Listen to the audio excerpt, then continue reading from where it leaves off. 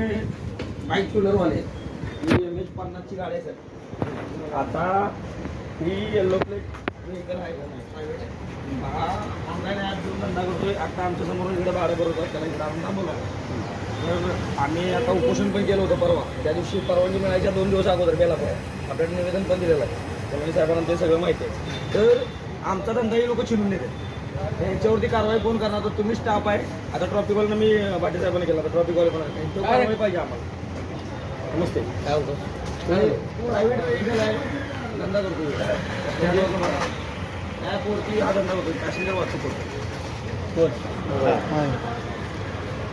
Passenger वाहतूक करायची चालली याच्यावरती कारवाई पाहिजे.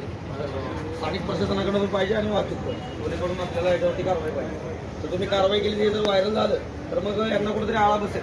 नाहीतर मग काय आहे साहेब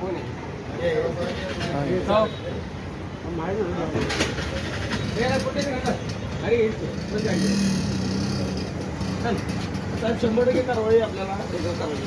आणि काय 5 जणांची मचमच झाली 5 जण काढले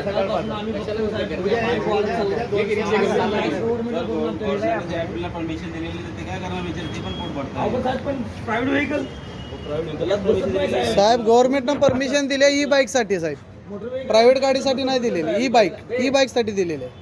ती पण अजून परमिशन अलाव झालेली नाही साहेब.